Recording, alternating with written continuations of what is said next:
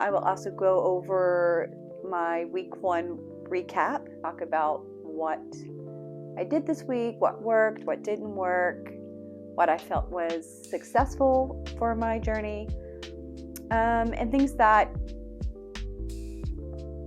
I dealt with that I need to consider of whether or not it's something that I can change or if it's something I need to get help with. So let's get right into it, should we?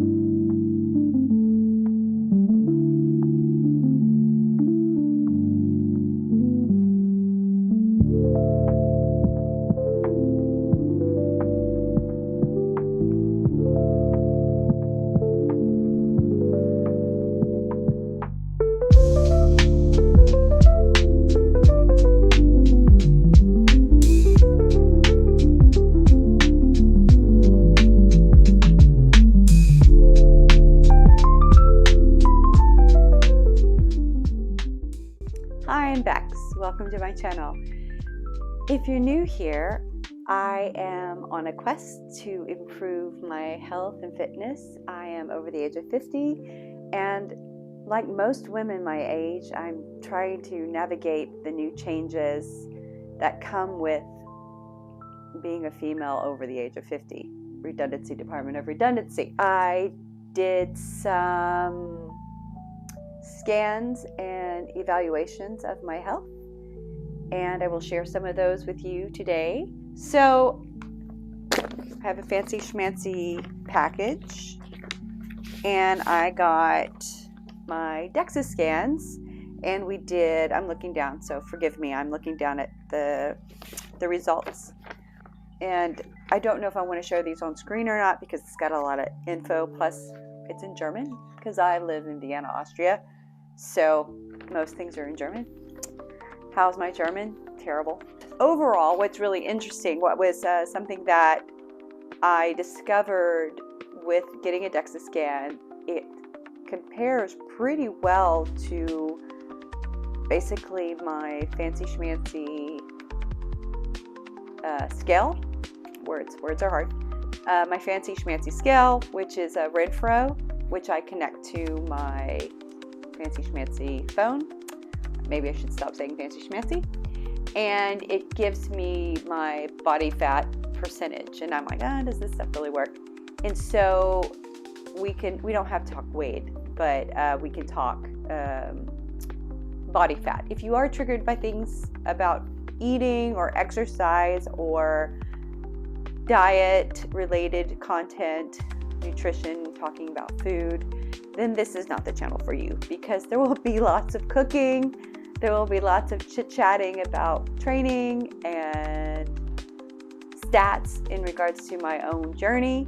So this is what to really kind of expect here. I may include some of my fun travel content here and there, and maybe some lifestyle things that I do. But let's get into what I discovered with the DEXA scan. Off the bat, one of the first things that I thought was interesting was the body fat, where it puts you in the body fat range, right? And according to my Renfro app, according to my weight, and with the body fat that it tells you, is like, you weigh this much and your body fat percentage is this. I'm like, is this real? It said I was 37.3% body fat. Blech. Terrible, right? However, the DEXA scan came in and it says that I am 37.4% body fat. So I think it's very interesting by a fraction of a point that they are very close in saying that my body fat is that. So I have to lean to the fact that perhaps I am 37.4% body fat, which I'm not surprised, because I carry most of my body fat in my middle of my body, and it's obvious. I'm one of those people that hold their weight from like neck to hip, basically. So I got a nice soft interior. The bone scans are pretty good. The overall is in the green, but I do need to be careful with, it's really interesting. They pinpointed the neck and the spine and the hip. And it says that I'm in danger of, I believe it's osteopenia in my neck area and in my lumbar. One thing I don't know from this, I need to meet with the doctors. Like, these are fresh, off the presses kind of results. So I still need to get the full written report. I still need to meet with a doctor to discuss this. I am just going off of things that I sort of kind of can guess at, but is not tried and true. So I need to figure this all out. And please forgive me if I kind of look different ways. I am still trying to figure out how to look at the camera and not at the viewfinder to see myself. And of course, I'll be looking down every now and then to look at my notes, but perhaps I can roll some B-roll or some footage when I'm talking. So let's get into the recap. So this week was the beginning of weight training again. Now, I need to preface this that I am not new to weight training. I started a recomposition journey back in, it's been over 2 years. It's been about 2.5 years. And I've definitely seen some growth in muscle. I've definitely gotten stronger, and I feel that I've gotten more comfortable in the gym and learning my way around in the gym. I can't say that I was very consistent all the time because, okay, so one of the things that is discovered with weight training, so I'm backtracking, so I'm giving some backstory so that before I go into the week one recap,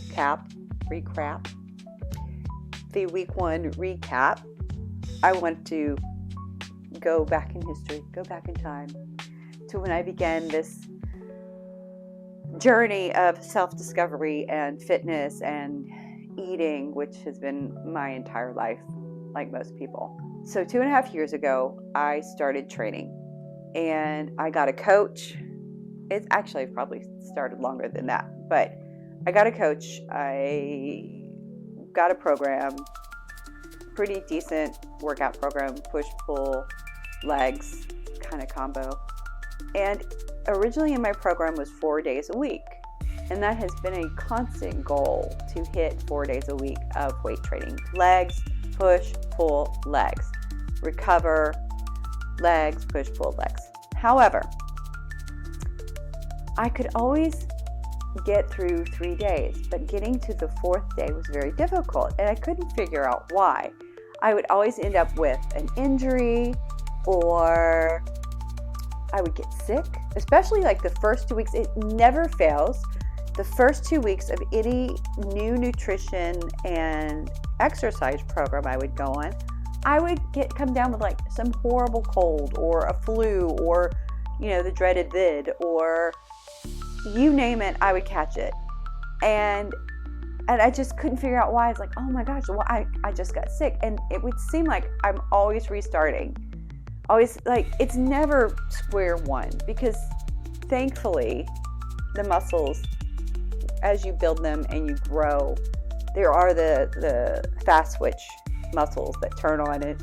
So it's not like you're ever going back to square one. However, if you've ever trained and you've ever been out of the gym for more than 2 weeks, right?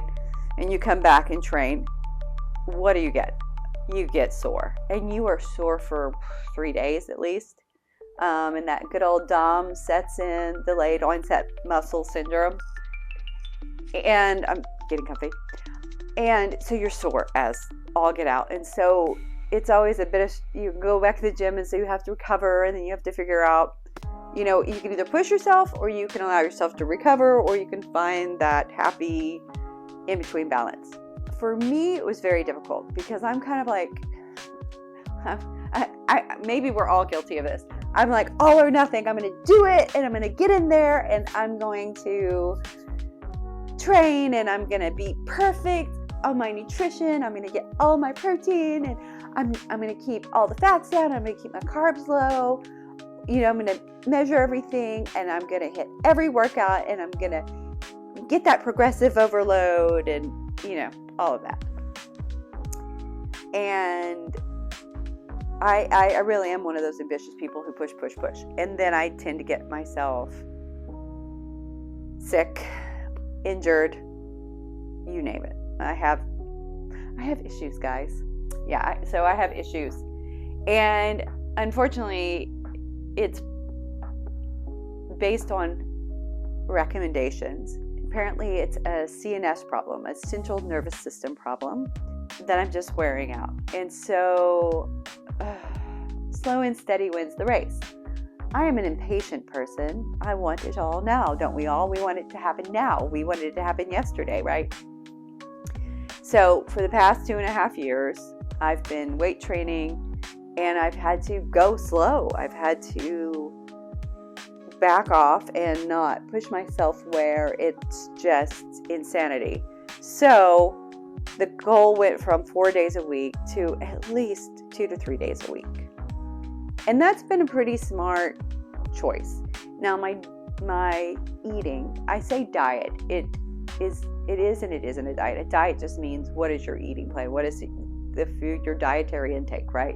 So if I say diet, I don't mean like I'm going to starve myself or something. Can you say that on YouTube? I don't know. Definitely not going to do that. I like food. And I like to eat. And I don't mind eating healthy or eating junk. Actually, sometimes I do mind eating junk. Some of that stuff is terrible. I don't know how people eat some of that stuff. I can't.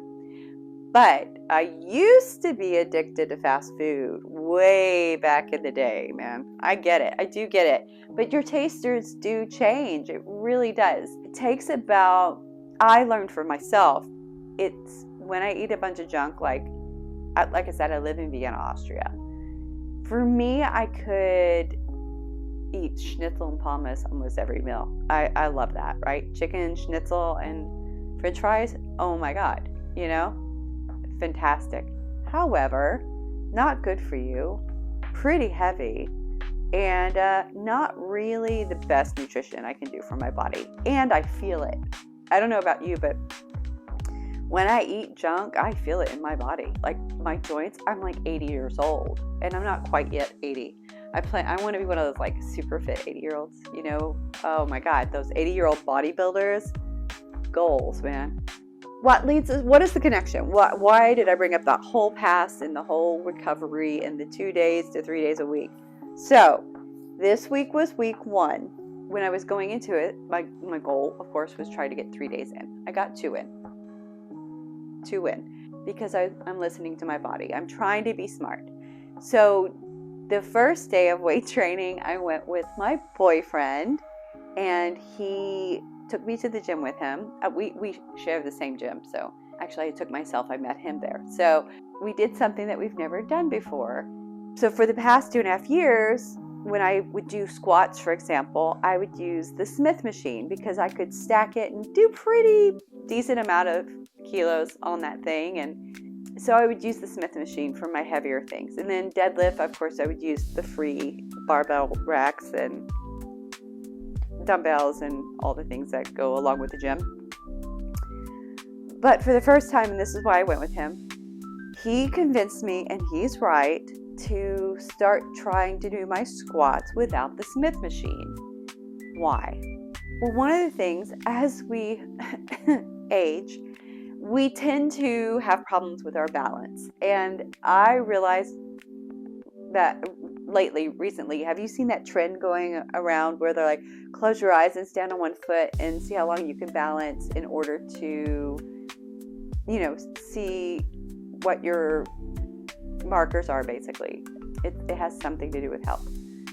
I don't understand the science behind it, but I do understand that neurology and balance and all the things that go with it is is a real thing and that we need to improve ourselves. So I went to the gym with my boyfriend to help me with the squats. Now, normally I do my squats on the Smith machine. However, this time I was going to do it unassisted because I want to work on my balance. And I mean, it's just overall, I think it's better. I use the Smith machine because, of course, I want the assistance with the extra weight to really get some heavy kilos in. But I've always had this goal to really get in my squats and to, you know, build up the core and the balance with free squatting. I guess that's what I'll call it, free squatting. I don't know if that's really a term, but that's what I'm going to call it. If you're out there, feel free to correct me. I have no problems with learning proper terms. Educate me, people. Educate me.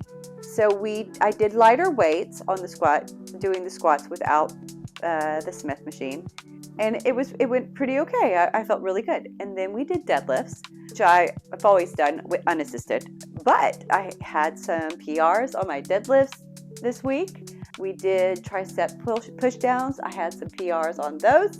We did lat pull downs. I actually had some PRs on that as well, which I was really happy about. I was actually basically pulling my own weight, which is awesome, which I would think that's an important thing. I feel that we should all be able to possibly pull our own weight, right? Because what if you get into a situation and you need to get out of and you need to pull yourself out? I feel that that's a really good goal, is to be able to pull your weight and pull yourself out of something. So I do want to try to learn how to do some pull-ups, like proper pull-ups. That's a goal of mine. Not there yet. I still use an assisted machine when I do dips and pull-ups, but I think I can get there. I really think I can get there. We'll see. And then, so that was the first training day of week 1. And then the second training day of week 1, I just went in by myself and did my normal push day, which I actually felt really strong on. And I've been having a wonky shoulder, which apparently, as a woman entering, perimenopause or menopausal, there's this whole thing with our joints, and frozen shoulder is a thing, and I'm trying to, I don't know if you can avoid it, I'm trying to avoid it, but I've been having really wonky, weird shoulder things. I've just been really careful, but it's not been pleasant. So that was week 1 weight training. Week 1 eating was pretty much on point. I was only for the week, I'm currently doing a cut. Like I said, I've basically been on a recomp for 2.5 years, and because I've been weight training and I've been eating within a certain caloric range. Sorry, people who hate calories, but I have to track, because when I don't track, it can get out of hand, because I will eat all the things, and then there's those things that you don't realize are adding up, and they really do. Yeah. As for my eating this week, within my caloric set for my cut, which is not a huge cut, but it's a cut, was over one of my days. I went to dinner. We went out on Saturday night and to see a show, and so I did allow myself to have a really nice dinner after the show with my boyfriend, and had lovely Korean food. I had Korean bulgogi bibimbap bowl, the dosat, the hot one, which is really nice and crunchy and yummy when the rice cooks against it. Love that. And kimchi. So it was over for that day. However, some of my days I didn't quite eat all of my calories because it was late, or mainly because it was late, and I was just like, I don't want to cook and I don't want to eat this late. Because for me, eating late, generally, if I'm not going to be up later to like walk it off or anything, I try not to, because it's just heavy in my stomach and I don't sleep so well, and sleep is important. So on Saturday night we had our dinner. I was over my calories, no big deal, because instead of worrying about my daily intake, I'm worrying about my weekly intake. And so what is my overage or my underage, or the line for my caloric intake weekly? So I kind of averaged it out. So because of that meal, that extra meal on Saturday, I was about 250 calories over for the week.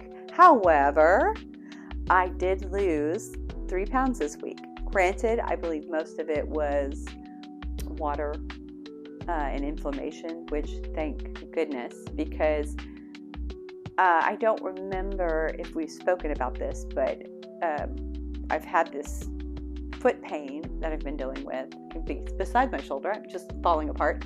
The foot pain that I've been dealing with has substantially subsided. It's going away. So I'm feeling much better about that. My feet feel so much better. Are they 100%? No. I've got some new aches and pains that I've discovered. So woo, yay, but at least it's not the same chronic areas and pain that I've been dealing with. And perhaps I can start wearing normal people's shoes. No, the shoes I wear are fine, but in case I want to go out, I might not want to wear running sneakers to go see a show, for example, which I didn't. Actually, I wore my new loafers because loafers are cool. So moving on. So that was the nutrition of the week, the training. As for my steps, my goal is somewhere between 8,000 and 12,000 a day. And I averaged out my steps, which for the whole week, my weekly average was about 10,000. Not for the day, not for the week, but 10,000 per day basically is the average. However, I think it would have been a bit higher had I remembered to wear my handy dandy smartwatch who measures you're a person now, measures my steps, and I didn't wear it on Sunday. I totally forgot to wear it. I put it on at the last minute on Sunday, and I was like, yeah, I should have been counting my steps all day. But it's no big deal because I know that I did the steps without my watch being on. However, the data does not support that. So I have to go with the data support, and we're going to say we hit basically 10,000 steps every day for the week. Some days we're over, some days we're under. One of the things that I noticed, and I wrote this to myself, I've noticed when I am under my calories on some days, I am naturally hungrier within a few days of that deficit. I've noticed that before when I have days that I've eaten under. Like I said, I don't like to eat late. So when I don't eat all my calories, then the next day, I generally make up for it in the next day or so because I'm hungrier. Your body is just like, hey, we want some calories, and you're training. So it makes sense. And I also don't feel terrible about eating a bit more on the days I'm training or the days that I'm having my ladies' days, which happen to be in week 1. Yeah, Mother Nature surprised me this week and said, you're going to start a fitness regimen this week? Well, let me help you. Here's your lady days. So I was dealing with that, but I still went to the gym and I still stayed mainly within my calories. So I'm not mad about it. And there are some fun things I'll share with you this week in regards to things that I cooked. There's some clips of me just saying hi at the gym. I don't really like to film my training because there's other people there and I don't want to be in their way or make people worried they're, being filmed. So I try not to do that at the gym, but I will try to share little clips here and there. If I'm ever in a situation where I can really film my full training, I'll try. No promises, but we'll see as we progress in this journey together. I don't know if I spoke about this as well. I'm pretty sure I did in regards to cramps in my calf muscles. So that was fun. I'm waking up with cramps. So this week, I also really, really focused and began once again taking my vitamins and my supplements regularly on a daily and nightly regimen. And I have definitely seen a substantial improvement as well in my calves. However, they're still a bit sore. There were a couple of times I ran for the train or for the bus and kind of had to sprint to go catch it. And my calf seized up a bit and it was like, hope I didn't mess it up. But then it was fine. I would sit and I would kind of stretch it. Part of that is part of what's connected to my foot problem is the plantar fasciitis. Of course, apparently when I went to see the osteopath, she said that my calves are just overtrained and too tight. and I need to stretch them more, which I'm just like, what?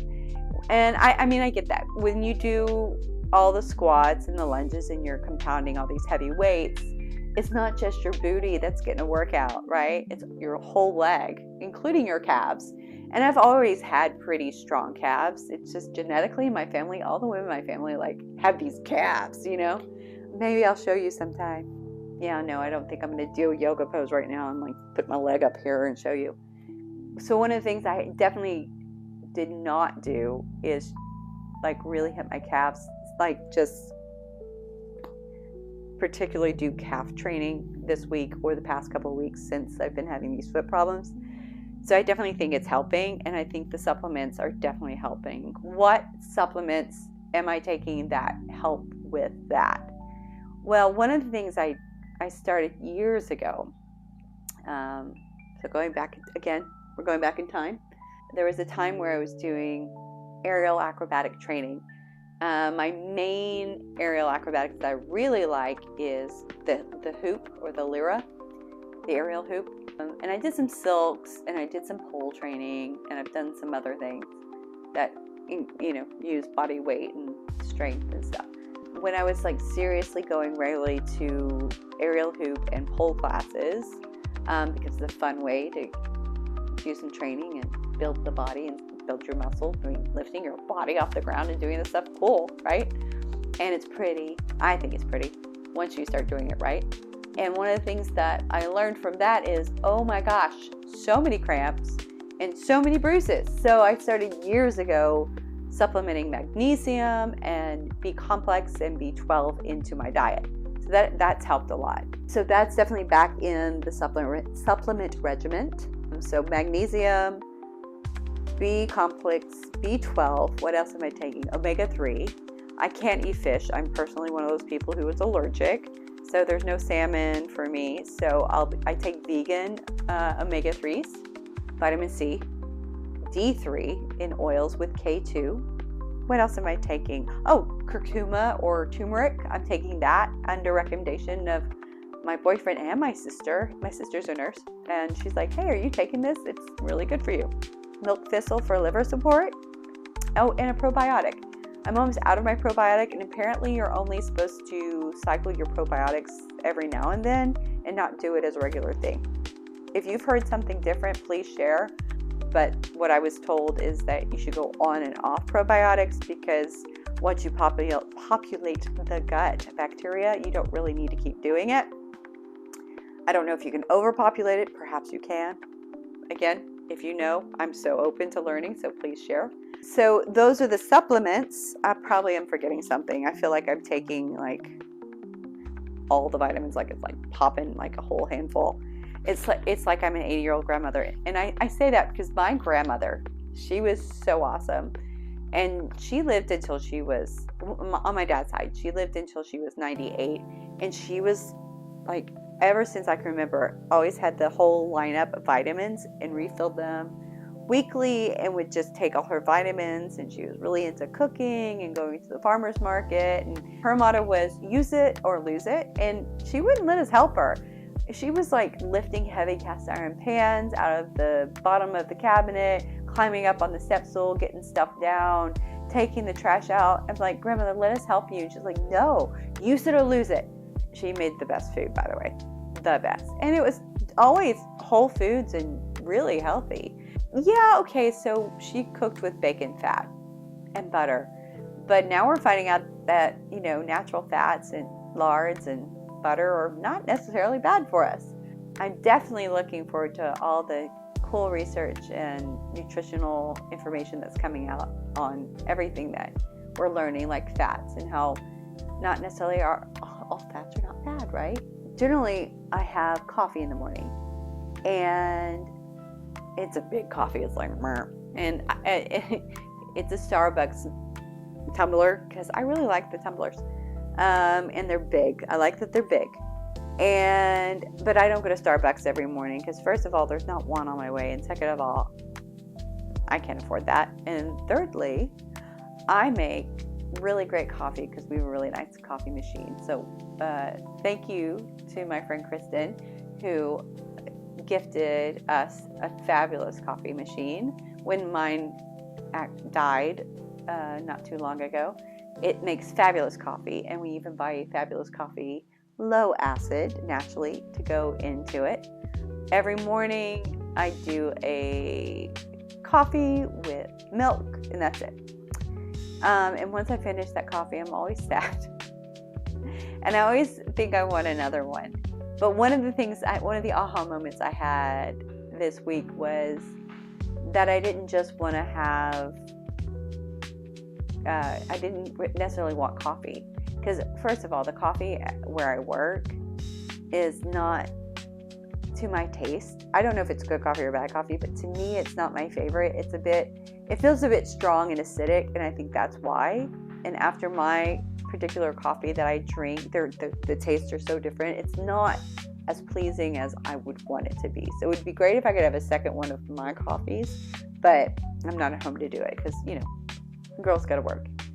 So one thing I've noticed is that I don't think it's necessarily a coffee I want after I finish my hot beverage. It is the fact that it is a hot beverage, and I like sipping on it doesn't have to be hot, warm beverage. So this week, instead of making another coffee and adding more milk and adding more calories to my count, because I like to save my calories for eating if I can. I try not to drink my calories. Instead I did herbal tea, a lovely, Ventus alba, like a fruit spiced tea, herbal, which is nice. Or I would do just warm water. I know that sounds weird, but it's so comforting. I'm just sipping it out of my tumbler, my coffee thermos, and it's warm, and it just feels great. So that was a nice aha moment, that I don't necessarily need a whole other coffee and pump more caffeine and milk in my body, when I could just have a nice warm herbal tea or a nice tumbler of warm water. I know it sounds weird, but it's actually rather nice. Green tea. I would like to drink green tea, but I don't know about you, but for me, I can't drink green tea on an empty stomach or even a slightly fed stomach. When I drink green tea, I have to have had a full meal or something, because it kills my stomach. I don't know why. I don't know about you. If you have the same problem, let me know, or if you know why that would be, I'd love to find out. So please feel free to let me know. I am not opposed, like I said, not opposed to learning. So yeah, the week was pretty successful. I prepared some fun things this week to eat.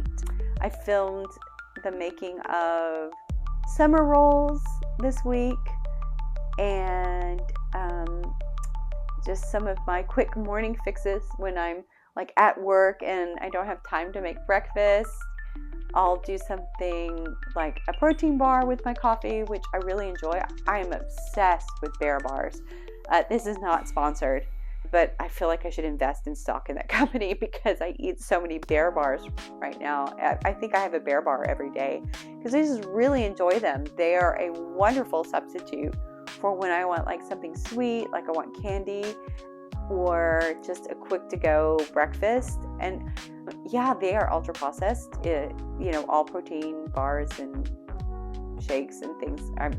This stuff has been put through a process and to create what we need or want. For now, I think if I just cut out most of the unsavory things in my diet, like fast foods or too many prepackaged things, I think I'm doing okay, because most of the things that I take into my body are usually organic and whole foods that I prepare myself. So we're doing okay. And the summer rolls were fabulous, and I had some friends over and we enjoyed them, and my boyfriend enjoyed them, and I tried several different things. I did a spicier one. I couldn't find kimchi anywhere to buy unless I go to a restaurant. I don't live near an Asian market, so where they do sell some Asian products at a little restaurant near here, they didn't have any kimchi. They weren't even selling it from their menu, even though they have kimchi salad listed. And I'm not going to go pay €7 for like this much kimchi from the restaurant where we ate the other day. So I made my own kind of spicy beef mix with, I used Wagyu that my boyfriend bought. It was like a goulash cut of Wagyu beef. Goulash is a leaner cut. This is why we bought the goulash, just FYI, in regards to Wagyu. So I did half and half of the beef. I cooked all the beef up, spiced, and then took half of it out and kept it pure in the Vietnamese recipe that I found online. And then for the spicy version, I added chopped cabbage and then a ton of sriracha. That's what you do. So it's a little basic, but it was delicious. So we had our regular and our spicy version. And with the spicy version, I took some rice paper and wrapped it up and kind of did a spritz of olive oil into a hot pan and quickly flash fried them, and we ate them. Those were really fun, but really heavy actually. But the summer rolls were really delightful and so fresh and full of salad, and we have cucumber and carrot and all these herbs with the meat and some rice noodles. It's really nice, and it feels so fresh and light with the meat because the beef can be a bit heavy. I've done it with chicken before, but nobody seemed to like the chicken as much as the beef, so I just stopped making both and just do the beef now. What else did I make for this week? I did a lot of chicken breast this week. It was just easy to cook up some chicken breast in a pan and just eat it on some gluten-free bread with a bit of mayo and some sweet sour pickles. They're kind of like butter pickles. They're so sour. And they're actually surprisingly extremely low in sugar. This specific brand that I buy, I specifically buy this one because of that. Some chicken sandwiches, and so yeah, basically that was week 1. I appreciate you being here with me. Week 2 is already in motion and already going really well. I already had a good training day, so we'll talk about that next week. And I'll let you know more about my progress, and we will discuss what the doctor actually says about my findings from my scans and tests and everything that we're doing for health markers. We'll find out what we can do for training. Please feel free in the comments if you know. One of the things I am concerned about is the scores for my neck and my lumbar with the DEXA scan for the bone. So if you know anything that I could do in order to strengthen those particular areas, or if you think that the overall just training in general with the squats and stuff is enough, I would be interested in knowing, because I can't imagine what you do to strengthen the neck and the lower back. I mean, lower back would feel like squats and deadlifts, right? But I also don't want to mess it up. We'll see. This is why we're doing this, right? We're doing this journey. We're going to move forward. We're going to track this. We'll do more DEXA scans and just watch our progress and watch ourselves grow. And now that I know that my scale and the DEXA scan basically match up in regards to body fat, it'll be cool to track that. I'm also, just really quickly, I'm going to also do measurements as well. I had the cool little Red Fro measure thing, because it was like when I was getting it on Amazon, they're like, do you also want the measure that goes with this scale? I'm like, yes, because have you ever tried measuring yourself? It's not easy. So with this thing and the clip and the button and measuring it and sending it to your phone, it's fabulous. I've really enjoyed using that tool. So so we'll be doing that as well. So I have to go because I have a few more steps to get in for this evening to reach my goal of my steps this evening. And I still feel like I have to decide if I'm going to have another meal today. I definitely need a little bit more protein. I'm already got a good amount in. I'm definitely over 100. So if I don't have any more protein today or another meal, it's not the end of the world. I'll just probably eat more tomorrow. But yeah, I hope that you're having a really amazing day. And I hope that whatever journey you're on, that you're finding your way and that you are also finding success. Even if it's a small, minute success, celebrate that, right? We'll celebrate it together. So, if you like this video, please like and feel free to subscribe. Follow along. Let's see what happens, guys. I look forward to sharing more with you as we go along. Thanks, guys. Bye.